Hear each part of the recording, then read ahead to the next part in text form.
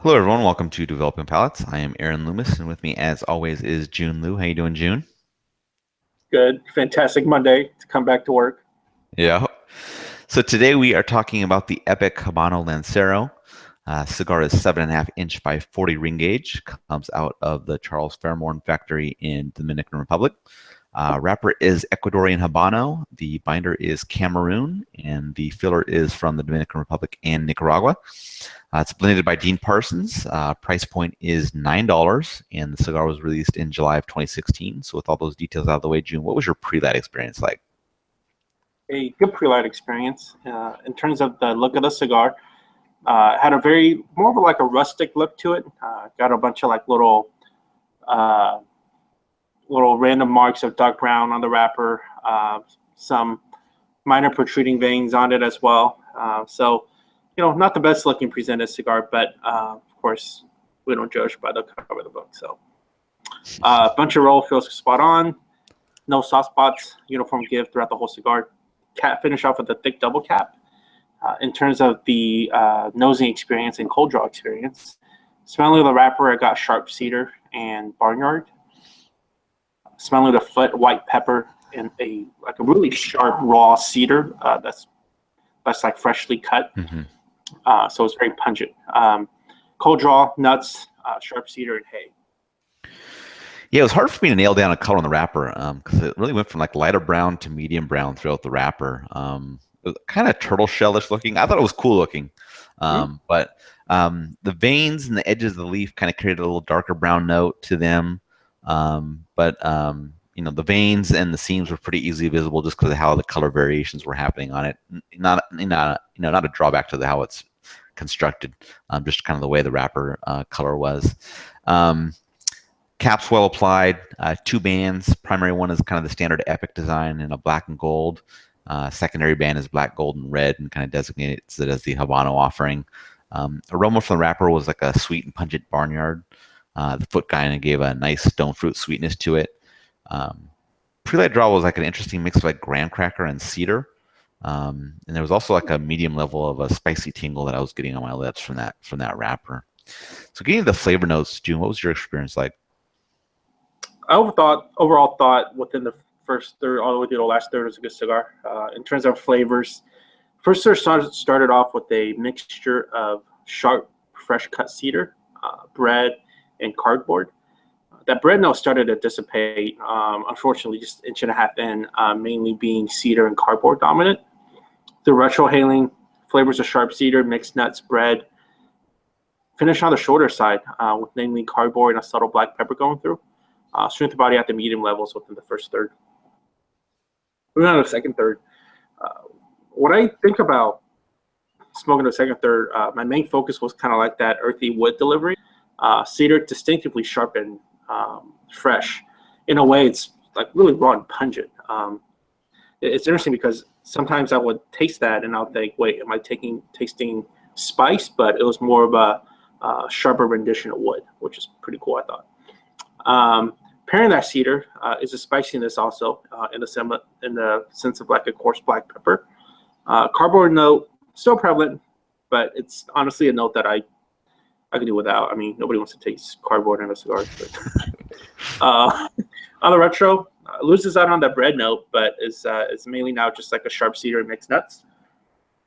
Finish is now medium in length with sharp cedar, deeper black pepper, strength, body still at the medium side. Finish off with the last third. Not much has evolved since the second third. Profile still focused on sharp and pungent cedar, coarse black pepper, cardboard. Retro still fairly spicy with spicy cedar and mixed nuts. Finish still filled with sharp cedar, deeper black pepper. The only notable change rather, strength started to kind of move from that medium mark to like slightly above medium for me, while body stayed at the consistent medium. But overall, a very unique earth kind of wood delivery for me that I really enjoyed on this cigar. Yeah, initial draws bought an aged and spicy cedar, and then a quarter inch in, that spiciness kind of increased while a little bit of cream joined in. Smoke was really chewy on the cigar. Half-inch in, spice calms down a bit, creates a really nice mix with the creamy cedar. Retro Hill also carried that kind of same combination, but with the spice taking more of a back seat. An inch in, spice decreases a little bit more, kind of moving that creamy cedar to the forefront. And then an inch and 3/4, that cedar transitioned to oak, while that cream and the slight spice remained. Retro Hill was now a smooth and creamy oak. And then as the third was coming to a close, that spice kind of moved to the finish only, with a slight nuttiness that kind of joined that creamy oak note. And strength was just slightly above medium. Getting into the second third, that creamy oak kind of was continuing on. The nuttiness had been replaced by like a slightly toasty note. Retro Hill, still carrying that kind of toasted oak. And then an inch in, profile was a nice and toasty and creamy oak. And then about an inch and a half, a little bit of bitterness kind of joined in with that toasty and creamy oak. As the third was coming to a close, that cream kind of faded away and just left the toasty oak with a slight bitterness in the background.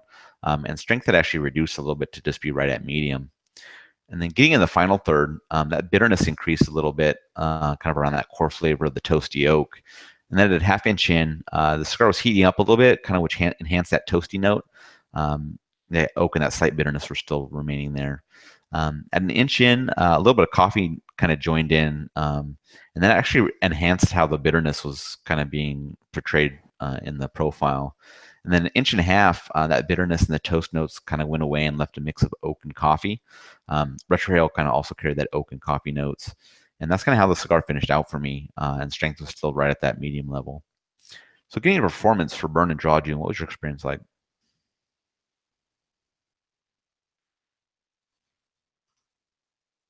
I think you're muted, Jiunn.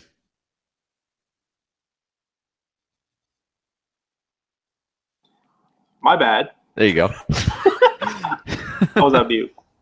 Yeah, we Sorry. know. Uh, Burn was amazing.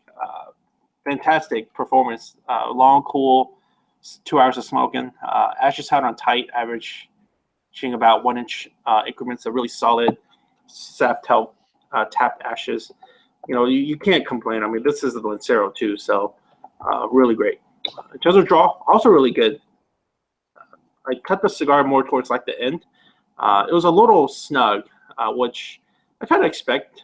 It's thinner Batola, especially being so unfortunately familiar with it, especially on the Cuban side. So perhaps I have less of a degree of annoyance on that, but it still never really bothered me. I still thought it was really good.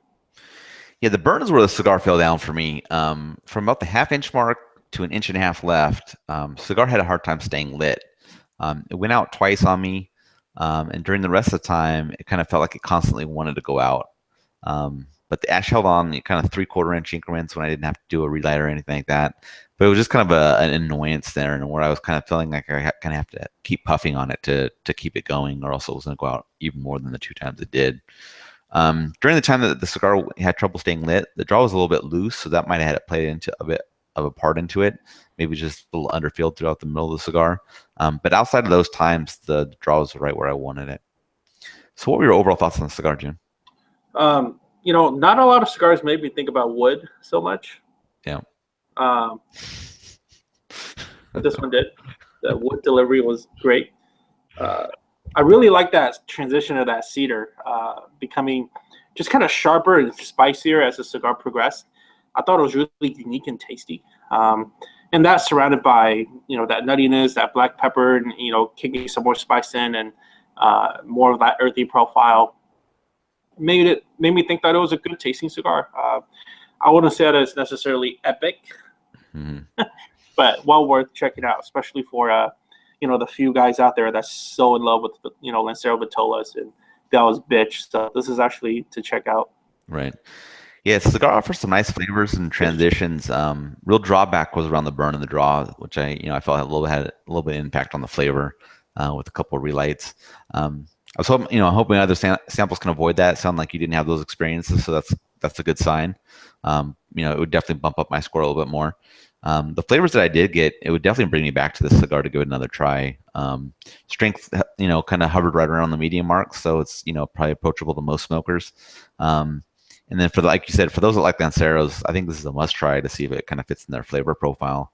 I think this is another good offering from Epic, and it kind of helps build up their profile, which is good. I always like to see companies that kind of keep building on some of their core lines. So getting into the scores, Jiunn, you gave this a 7.13. I gave it a 5.87. How do you think that matches up with your score? Pretty well. I basically said good for first, second, last third.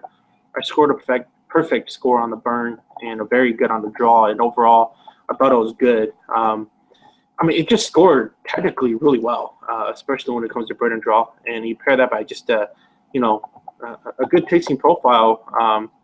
Yeah, the sevens it makes sense.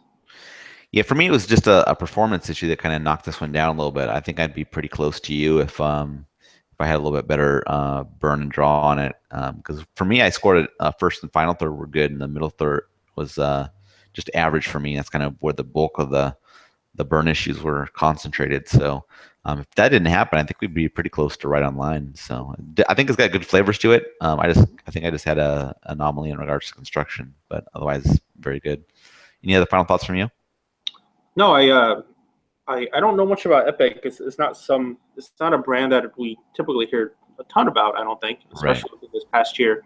But this is exactly the kind of stuff where you would hand a cigar geek and get their take on, and it's just it's just tasty. So this is definitely one of those things that I would do to hand out to guys that they think they know everything, smoke everything, perhaps.